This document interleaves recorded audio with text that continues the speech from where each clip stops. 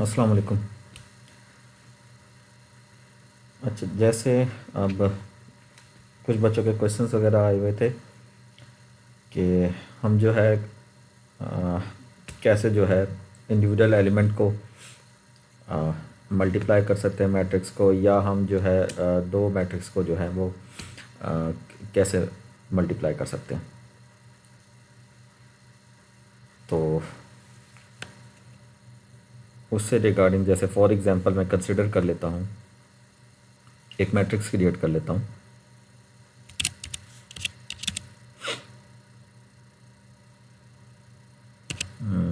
Matrix 1 का नाम दे देते हैं और वैल्यूज़ असाइन कर देते हैं। 1 कर देते हैं जी। स्पेस हमें पता कि वो सेकंड रो को जनरेट के लिए हम सेमी कॉलम का यूज़ करते हैं, ठीक है। और 3 और 4 कर देते हैं, ठीक है भाई।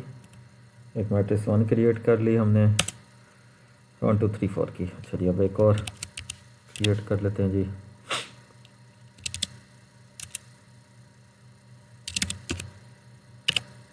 मैट्रिक्स 2 के नाम से कर लेते हैं जी। 2 रोज़ के लिए बना लेते हैं। अच्छा जी, 5 स्पेस सेमी कॉलन, अच्छा जी 7 और 8, ठीक है जी। ये हमने जी दो मैट्रिक्स यहाँ क्रिएट करनी, ठीक है ना भाई।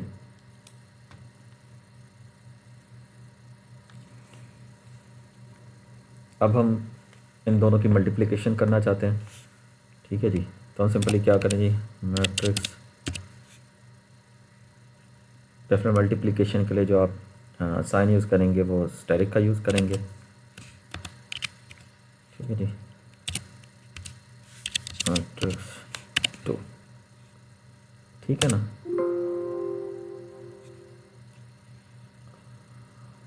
अच्छा, वो वहाँ पे वो डबल आर लिखा गया तो कुछ नहीं होता, लिख देते हैं वैसे, ठीक हो गया। हमने कोई नहीं, हमने स्टेरिक साइन को यूज़ किया, दो मैट्रिक्स जनरेट किए, उन्हें सिंपली जो है स्टेरिक साइन की मदद से मल्टीप्लाई कर दिया।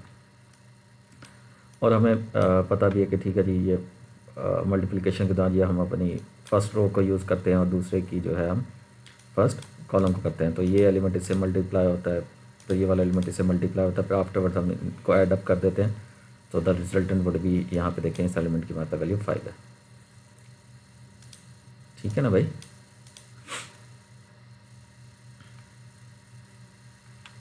ये वाला सॉरी 19,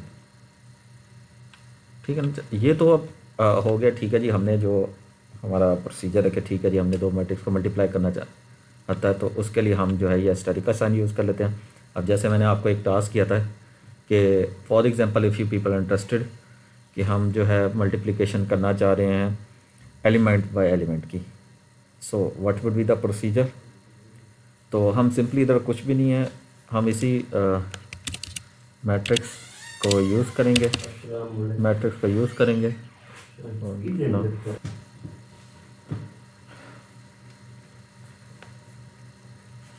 तो यहाँ पर जो है हम डॉट एस्ट्रिक यूज़ करेंगे। मैट्रिक्स वैसे का वैसे लिखा हुआ है, डॉट स्टेरिक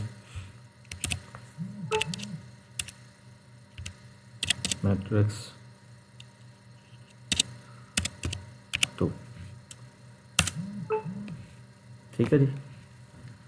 अब हम देखें, हमने एलिमेंट बाय एलिमेंट मल्टीप्लिकेशन कर लिया, पर आ जाते हैं। तो 1 क्रॉस 1 5, ठीक है ना जी। 2 क्रॉस 6 12। तो हमें नज़र आ रहा है कि अब हमारे आंसर वेरिएबल के अंदर जो है एलिमेंट बाय एलिमेंट मल्टीप्लिकेशन इस तरह से हम इजीली परफॉर्म कर सकते हैं। तो ये तो स्टैंडर्ड मेथड हो गया जो मैट्रिक्स मल्टीप्लिकेशन का था। अगर आप एलिमेंट बाय एलिमेंट करना चाहते हैं तो डॉट यूज़ करें स्टेरिक के साथ।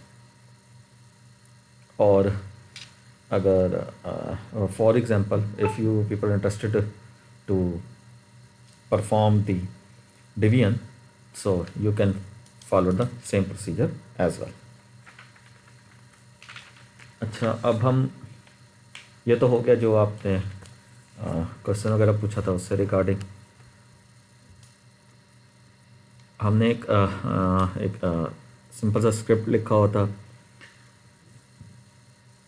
हमें अब जो है इफ एल्स स्टेटमेंट्स का भी आइडिया है, नेस्टेड इफ एल्स का भी आइडिया है।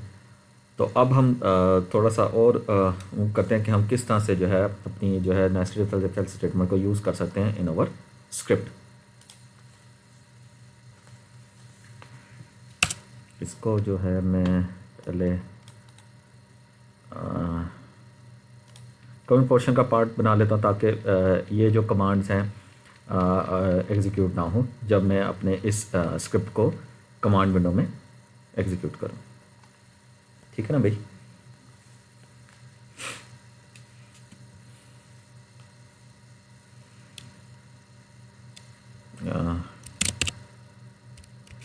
सॉरी, इनपुट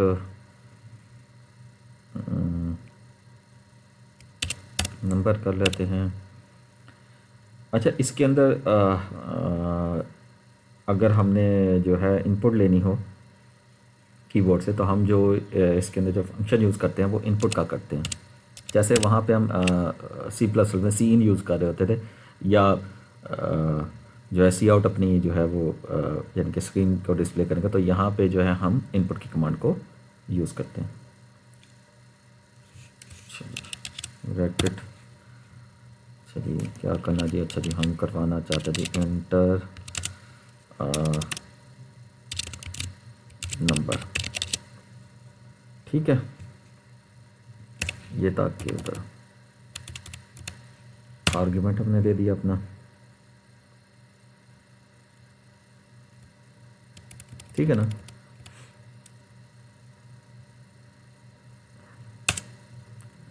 चलिए, जो भी वैल्यू आएगी वो हमारे इनपुट नंबर को असाइन हो जाएगी। कंडीशन लगाते हैं, इफ स्टेटमेंट को यूज़ करते हैं। If the same input number, अगर तो लेस देन 0 है तो जी डिस्प्ले कर दे कि ये जो है एक नेगेटिव नंबर है, और इसको जो है हम डबल कोट साइन के अंदर लिखेंगे। ठीक है जी।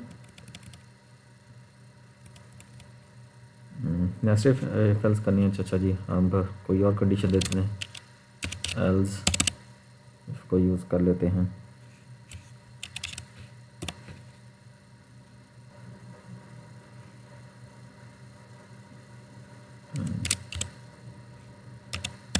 इनपुट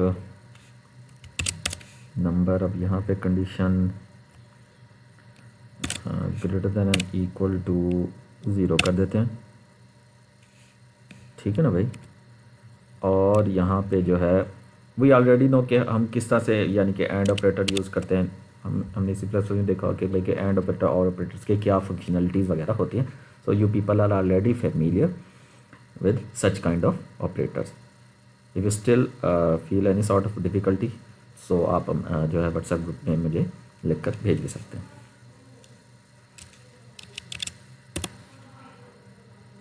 अच्छा जी, input number less than and equal to 100।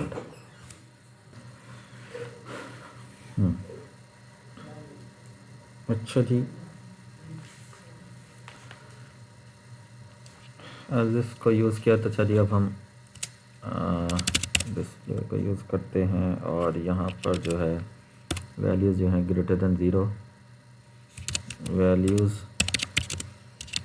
From 0 to 100। ठीक है जी, डिस्प्ले होंगी।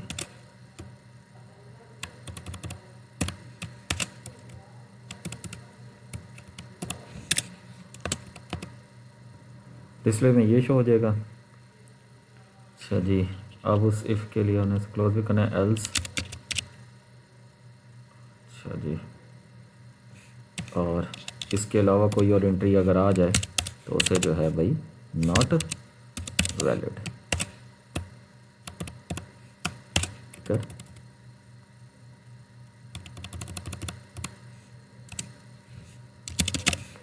करते हैं। ठीक होगा जी, यहाँ पे शो हो जाएगा, यहाँ पे शो हो जाएगा। अब हम चाहते हैं कि अपनी इस जो अभी रैप अप करना चाहते हैं अपनी इस रिटर्न को, तो हम इसके लिए एट द एंड का कीवर्ड यूज़ करेंगे। ठीक है जी, ये बन गया सारा। अब हम ऐसे करते हैं जी, इसको जो है वही क्लियर कर लेते हैं और अपनी इस स्क्रिप्ट को रन करते हैं। देखो उससे पहले ही जैसे मैंने उसे रन किया तो उसे फर्स्ट नंबर पूछा है, हमने रेंज जो 100 तक दी हुई है।